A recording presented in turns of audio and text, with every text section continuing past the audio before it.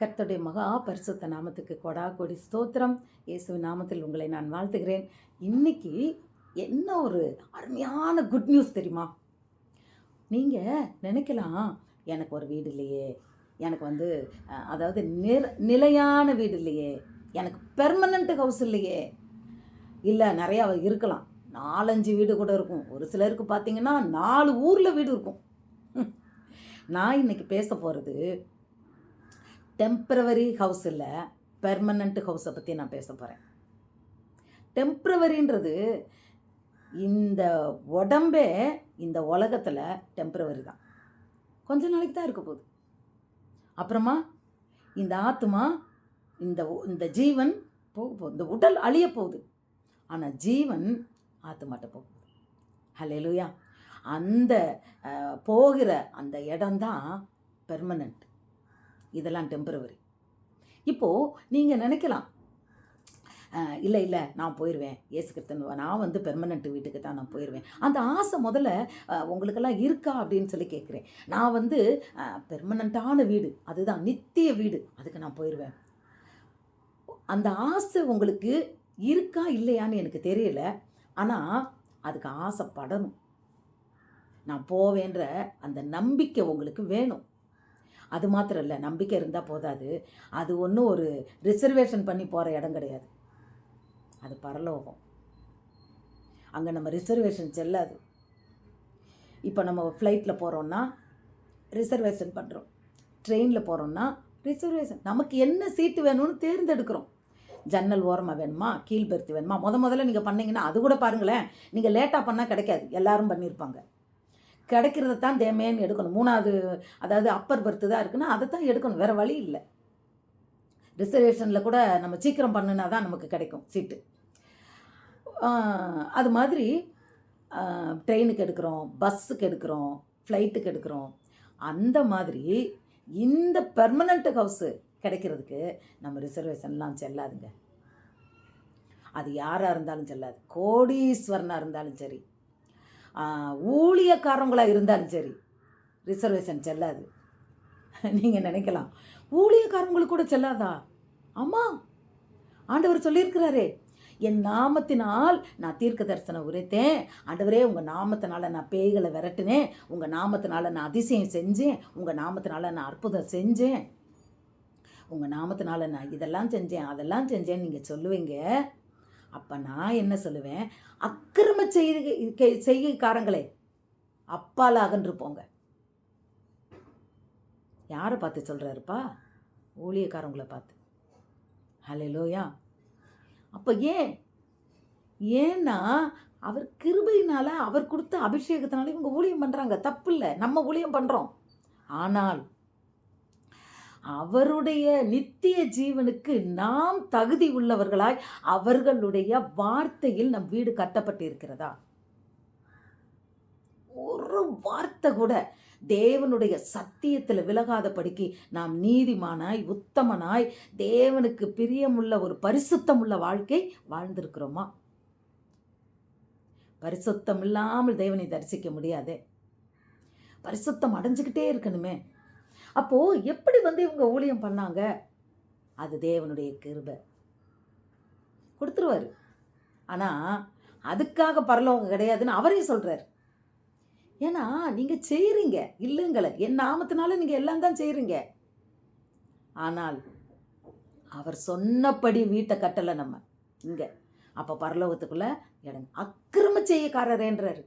அப்போ எந்த வழியில் அவனவன் செய்த கிரியையின் பலன் என்னோடு கூட வருகிறது, அது நமக்குத்தான் தெரியும். இப்போ நான் கூட இந்த ஊழியம் இது போடலாம், நம்பிக்கையை குறித்து ஒரு வீடியோ போடலாம். ஆனால் எனக்கே நம்பிக்கை இல்லைன்னா எப்படி என்னை பரலோகம் கூட்டிகிட்டு போவார்? கிடையாது. பரிசுத்தத்தை பற்றி பேசி என்னட்டே பரிசுத்தம் இல்லை, கூட்டிகிட்டு போக மாட்டார், கைவிட்டப்பட்டுருவோம். ஊழியம் பரலோகத்துக்குள்ளே கூட்டிகிட்டு போகாது. லாசரு எப்படி போனான் சொல்லுங்க? அழைத்த ஆபிரகாமும் அங்கே இருக்கான். லாசரு ஒரு பிச்சைக்காரன், மேஜை கீழே தின்னான். அவன் போயிருக்கிறானே. இப்படிப்பட்டவர்கள் தான் பரலோகத்தில் நுழைய முடியும் பிரியமானவர்களே. இங்கே பூமியில் இருக்கும்போது தேவனின் நிமித்தமாய் துன்பப்பட்டவர்களுக்கு தான் அங்கே பரலோகத்தில் இடம். ஊழியத்தின் நிமித்தமாய் நான் துன்பப்படலைப்பா, நான் ஹாப்பியாக இருக்கேன்.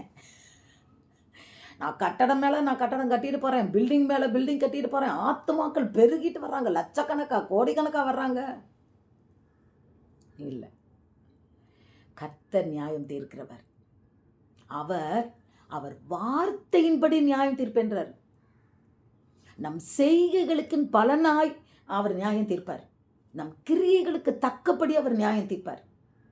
அவருக்கு தான் தெரியும் யாருக்கு பரலோகத்தில் இடம்னு சொல்லிட்டு. அந்த டெம்பரவரி பெர்மனண்ட் ஹவுஸில் யார் போய் இருக்க போகிறோன்றது அவருக்கு தான் தெரியும்.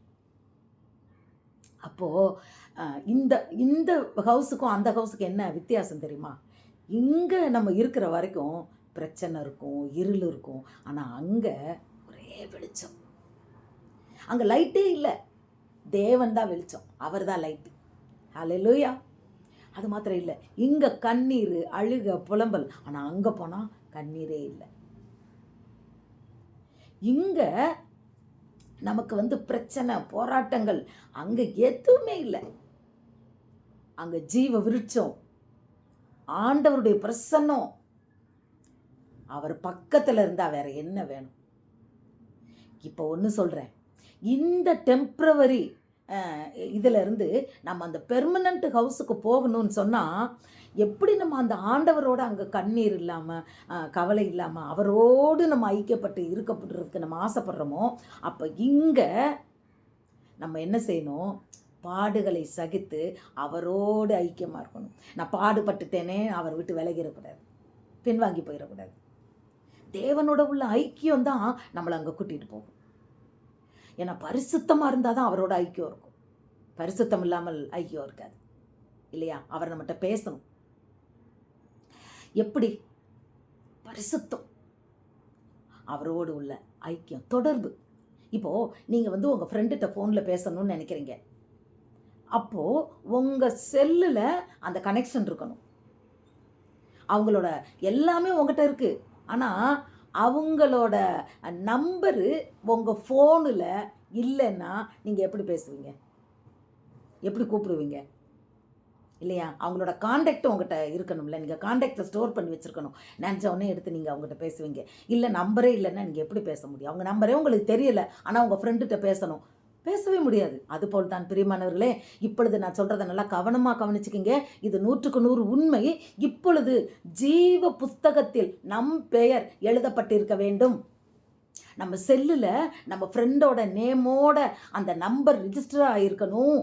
அப்படின்றது எவ்வளோ முக்கியமோ அதுபோல் ஜீவ புஸ்தகத்தில், அங்கே பரலோகத்தில் ஒரு ஜீவ புஸ்தகம் உண்டு, அது சத்தியம். அந்த ஜீவ புஸ்தகத்தில் நம்ம பேர் எழுதியிருக்கணும். அப்போ தான் நமக்கு அந்த இங்கேருந்து பெர்மனண்ட் ஹவுஸுக்கு நம்ம போக முடியும். ஜீவ புஸ்தகத்தில் பெயர் உள்ளவன் எவனோ அவன் பாக்கியவான். ஹல்லேலூயா. மோசே சொல்கிறாரு, அவருக்கு அந்த நிச்சயம் இருந்தது. அவர் சொல்கிறாரு, ஜனங்களோட பேசும்போது, ஜனங்களை அழிக்கிறேன்னு சொல்லும்போது, ஆண்டவரே, இந்த நீர் இஸ்ரவேலிருந்து 40 வருஷங்கள் இந்த ஜனங்களை நீர் இப்படி கூட்டிகிட்டு வந்தது அழிக்கிறதுக்கா? அதை சத்துரு அவங்க பார்த்தாங்கன்னா அப்படி நினைப்பாங்களே. இல்லை, நீர் இவர்களை அழிப்பது தான் உமக்கு சித்தம்னு சொன்னா, என்னுடைய பெயரை ஜீவ புஸ்தகத்திலிருந்து கிறுக்கி போடும்னு ஜெபித்தார். அப்போ தேவன் மனம் மாறினார். ஏன்னா அவர் பேர் பரலோகத்தில் ஜீவ புஸ்தகத்தில் இருக்கு. இன்னைக்கு அந்த நம்பிக்கை நிச்சயம் உங்களுக்கும் எனக்கும் இருக்கிறதா? என் பேர் ஜீவ புஸ்தகத்தில் இருக்கா? எப்போ தெரியும்? எப்போ தெரியும்? தேவனுடைய வருகை என்பது சொல்லுவார்ல, வலது பரிசத்தில் இருக்குங்க, என் பிதாவினுடைய ராஜ்யத்துக்குள்ள சுதந்திரித்து கொள்ளுங்கள். அப்போ தான் தெரியும், ஓ நம்ம பேர் ஜீவ புஸ்தகத்தில் இருக்குப்பா. இடப்புறத்தில் நிற்கிறவர்களை பார்த்து, அக்கிரம செய்யக்காரரே அப்பாலே போங்கள், உங்களுக்காக ஆயத்தம் பண்ணப்பட்டு இருக்கிற அழுகையும் பற்கடிப்புமான நித்திய அக்கினிக்குள்ள இவர்களை கொண்டுட்டு போய் தள்ளுகள் என்று யார் சொல்றா? கிருபையும் சத்தியமும் நிறைந்த இயேசு கிறிஸ்து சொல்லுவார். அன்னைக்கு ஒரு காரியமும் செல்லாது. ஏன்னா அவர் சொன்னது தான். ஆனால் இந்த உலகத்தில் அவர் உயிரோடு இருக்கிற காலம் வரையிலும் அவர் யாரையும் நியாயம் தீர்க்கலை. அவர் சொல்கிறாரு, நான் நியாயம் தீர்க்கிறதுக்கு வரலப்பா, ஆனால் நான் வருவேன் இன்னொருக்கா, அப்போது நியாயம் தீர்ப்பேன் சொல்லிட்டு தான் போயிருக்காரு. கட்டாயம் வருவார். இயேசு கிறிஸ்து மேகங்களின் நடுவில் அவர் போனார், அதே மேகங்களில் திரும்பி வருவார். அப்படி வரும்போது நாம் கைவிடப்பட்டவர்களாக இல்லாதபடிக்கு நாம் அவரோடு தொடர்பில் இருக்க வேண்டும். பிரியமானவர்களே, எப்படி தொடர்பில் இருக்கிறது? தேவனோடு உள்ள தொடர்பு என்ன? பரிசுத்தவான்களுக்குரிய அடையாளங்களாகிய துதி, ஜெபம், அபிஷேகம். இதுதான் அபிஷேகம். அபிஷேகம் நம்மகிட்ட நிரம்பி இருக்கணும். பரிசுத்தம், அதாவது ஒரு அசுத்தமான பாத்திரத்தில் பாலை ஊற்ற மாட்டாங்க, அதுபோல் அசுத்தமான பாத்திரத்தில் அபிஷேகம் வராது. கர்த்தர் அபிஷேகிக்க மாட்டார். சவுலை அபிஷேகித்தார். அவனோட நினைவுகள் பொல்லாததா போச்சினோன்னு அவர் அபிஷேகத்தை அவன்கிட்ட இருந்து எடுத்துக்கிட்டார். நிச்சயமாக சவுலுக்கு பரலோகம் இல்லைன்னு தான் நினைக்கிறேன். ஏன்னா அவரே எடுத்துக்கிட்டார் அந்த அபிஷேகத்தை. அடுத்து அவனுக்கு அபிஷேகமே இல்லாமல் தான் அவன் சாகுறான். நமக்கு ஒருவேளை அபிஷேகம் கொடுத்திருக்கலாம் நம் தேவன், அதை நம்ம வீணாக்கிட்டோமா? அந்த அபிஷேகத்தை இழந்து நிற்கிறோமா? அபிஷேகத்தை இழந்தால் பரலோகத்துக்குள்ளே போக முடியாது. காத்துக்கொள்ள வேண்டும். எதுவரையிலும்? தேவன் வருகை மட்டும், நம் ஜீவன் இருக்கிற வரையிலும், அவர் நம் நாசியில் சுவாசம் உள்ள வரையிலும். அப்பொழுதுதான் அவர் வருகையின் போது நம் கைவிடப்படாதபடிக்கு அவரோடு நம்ம பரலோகத்துக்கு எடுத்துக்கொள்ளப்படும். அந்த தொடர்பு, அந்த கனெக்ஷன். தேவனுக்கும் எனக்கும் சம்பந்தமே இல்லைன்னு, வேதமே எனக்கு தெரியாதுன்னு சொன்னால் எப்படி கனெக்ஷன் இருக்கும்? அவர் சத்தியமுள்ளவராக இங்கே வந்தார், அவர் வார்த்தையாக இங்கே வந்தார். அவர் வார்த்தையே நம்ம இருதயத்தில் இல்லைன்னா எப்படி நம்ம போக முடியும் சொல்லுங்கள்? எப்படி அவரோடு தொடர்பில் இருக்க முடியும்? ஜெபிக்கவே இல்லைன்னா எப்படி அவரோட தொடர்பில் இருக்க முடியும்? நான் துதிக்கவே இல்லைன்னா எப்படி அவரோட தொடர்பில் இருக்க முடியும்? தேவனுடன் உள்ள தொடர்பு, வார்த்தை, துதி, ஜெபம், அபிஷேகம், இந்த எல்லாம் இருந்தாலே கர்த்தருக்கு கட்டாயம் ஊழியம் செய்வாங்க. அது உண்மையாய் அவருக்கு பிரியமாய் ஊழியம். தன்னை சிலுவையை எடுத்துக்கொண்டு பின் வராதவன் எனக்கு பாத்திரவான் அல்ல. வெறுத்துட்டு வா, வெறுத்துட்டு வா. நேற்று ஒரு பையன் சொன்னான், நான் ஞானஸ்நானம்லாம் எடுத்து கடவுளுக்குள்ளே வந்துட்டேன், ஆனால் ஒரு பொண்ணை காதலித்து நான் போயிட்டேன். அதில் என்ன போச்சுன்னா, அவனை வெக்கம் இல்லாமல் சொன்னான், என்னோட எல்லாமே போயிடுச்சு, அவளும் என்னை விட்டு போயிட்டா. தடுமாறி நிற்கிறான். ரொம்ப நான் வருத்தப்பட்டேன். பிசாசு அப்படி கூட்டிகிட்டு போயிடுறான் பாருங்க. அவன் சொல்கிறான், நான் ஞானஸ்நானம் எடுத்த உடனே நான் பரிசுத்தமாக வாழணும்னு எனக்கு யாருமே சொல்லலையேன்னு சொல்கிறான். இதில் இருந்து ரட்சிக்கப்பட்டு வந்த பையன் அப்படி சொல்லலை. உண்மைதான். யாராவது ஒருத்தர் இயேசுவை பற்றி சொன்னாதானுங்க அவங்களுக்கு தெரியும். அப்போ ஆண்டவரோட வருகையில் அவங்க சொல்லுவாங்கல்ல, எனக்கு யாருமே இயேசுவை பற்றி சொல்லலையே. அவங்க நம்ம பக்கத்து வீட்டுக்காரராக இருந்தால் ஆண்டவர் நம்மளை கேட்பார்ல. எசேக்கியேலை பார்த்து என்ன சொன்னார்? நீ சொல்லு, துன்மார்க்கனை பார்த்து நீ எச்சரி, அவன் கடின இருதயம் உள்ள முரட்டாட்டம் உள்ளவன், அவன் கேட்க மாட்டான். ஆனாலும் அந்த துன்மார்க்கத்தில் செத்தான்னா நீ சொன்னதுனால நான் உன்கிட்ட ரத்தப்பள்ளியை கேட்க மாட்டேன். ஒருவேளை அவன் மனம் திரும்பினான்னா அது எவ்வளோ சந்தோஷம். அதனால நான் ரத்தப்படியை உன்ட்ட, நீ சொல்லலைன்னா அவனுடைய ரத்தப்படியை உன்ட்ட கேட்பேன். நம்ம சொல்லி அவன் செத்தாலும் பரவாயில்லையா அவருக்கு, நம்ம விடுதலை ஆயிடுவோம். ஆனால் சொல்லலைன்னா கேட்பேன்றாரே பாருங்களேன். தேவனுக்கும் நமக்குள்ள தொடர்பு எப்படியா இருக்கிறது? நம் நினைவுகள் எப்பொழுதுமே தேவனோடு ஐக்கியத்தோடு ஆத்துமாக்களோடையே இருக்கும். ஐயோ இந்த ஆத்துமா கெட்டு போதே, நம்ம இழுத்து விடணுமே. இந்த ஆத்துமாவே நரகத்துக்கு போகிறதா இருந்தால் எப்படி அதை அந்த ஆத்துமாவை இழுத்து விட முடியும்? முதல்ல ஒன்றை ஆயத்தம் பண்ணி கொண்டு பிறனை ஆயத்தப்படுத்து. இன்றைக்கு கர்த்தருடைய வார்த்தை நம்மை நோக்கி வருகிறது என்ன தெரியுமா? நாம் ஆயத்தமாக வேண்டும், அடுத்தவர்களை ஆயத்தப்படுத்த வேண்டும். இல்லைன்னா நம்மகிட்ட ஆதார் கார்டு இருக்கலாம், ரேஷன் கார்டு இருக்கலாம், எல்லா கார்டும் இருக்கலாம், பரலோகத்துக்குன்னு போகிறதுக்கு கார்டு இல்லைப்பா. அங்கே ஆல்ரெடி ரிசர்வ்டு. நம்ம சில நேரம் ஹோட்டலுக்கு போவோம், நமக்கு தெரியாது, அந்த ஹோட்டல்லாம் பெரிய பெரிய ஹோட்டல்லாம் முன்கூட்டியே ரிசர்வ் பண்ணி வச்சுருப்பாங்க. அப்போது நம்ம எந்த டேபிள்னாலும் போனோம்னா அங்கே ஒரு இது வச்சுருப்பாங்க, ரிசர்வ்டுன்னு சொல்லி அங்கே ஒரு பலகை வச்சுருப்பாங்க. அப்போ நம்ம அதில் உட்காந்தோம்னா நம்மளை எழுப்பி விட்ருவாங்க, இது ரிசர்வ்டு. ஏன்னா அவங்க நேற்றோ முந்தா நாளோ ஒரு வாரத்துக்கு முன்னாடியோ அவங்க இதை ரிசர்வ் பண்ணி வச்சுருக்காங்க. அப்போ நமக்கு அங்கே இடம் இல்லை. அதுபோல் தான் பிரியமானவர்களே, ஜீவ புஸ்தகத்தில் நம் பெயர் எழுதப்பட்டு ரிசர்வேஷனில் இருந்தால் மட்டும்தான் நாம் அங்கே போக முடியும், தேவனை முகமுகமாய் பார்க்க முடியும், அவருடைய பரிசுத்தத்தை நாம் தரிசிக்க முடியும். நாம் அங்கு தேவனை தரிசிக்க வேண்டுமானால் இந்த உலகத்தில் இருக்கும்போதே அனுதினமும் தேவனை நாம் தரிசித்து அவரோடு உள்ள தொடர்பில் அபிஷேகத்தில் நாம் நிரம்பி அவருக்காக நம் வாழ்க்கையை நாம் வாழ வேண்டும், அவருடைய சித்தம் செய்யணும். அதுதான் முக்கியம். இது லேசான காரியம் இல்லை, இது லேசான காரியம் இல்லை. இன்றைக்கு கர்த்தர் நம்மளை பார்த்து உங்களையும் என்னையும் பார்த்து பேசுகிறார். அங்கே வர்றது ரொம்ப ரொம்ப கஷ்டம். ரிசர்வேஷன் ஜீவ புஸ்தகத்தில் நம்ம பெயர் சில நேரம் கிறுக்கி போட்டுருவார். சொல்கிறாங்களே, அவரே சொல்கிறார், என்னை கிறுக்கி போட்டுரு. இல்லைப்பா, நாம் அங்கே ரிசர்வேஷன் பண்ணவங்களாய், அதுக்கு முக்கியமே இங்கே நாம் அபிஷேகத்துடன் தேவ பிரசன்னத்துடன் தேவனோடு இணைந்து பயணம் இங்கேருந்தே நம்ம செய்யும்போது தான் அவர் வருகையில் நம்மளை பரலோகத்தில் கூட்டிகிட்டு போயிடுவார். நாம் அந்த வாஞ்சையோடு நாம் இனி வாழ்வோமா? மற்றவர்களுக்கும் அதை நாம் சொல்வோமா? அநேகருக்கு இந்த வீடியோவை ஷேர் பண்ணுங்கள். இது உங்களுக்கு பிளெஸ்ஸிங்ஸ்.